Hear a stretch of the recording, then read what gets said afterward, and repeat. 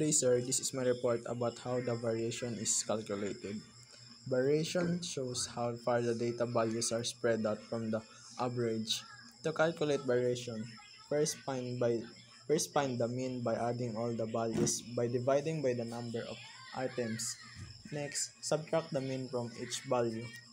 To get the deviation, then square this deviation to remove negative signs. After that, add all the square deviation and divide by the number of values per population or by one less than the number of values per sample. This result called the variance. Taking the square root of the variance gives the standard deviation, which the most common way of expressing variation.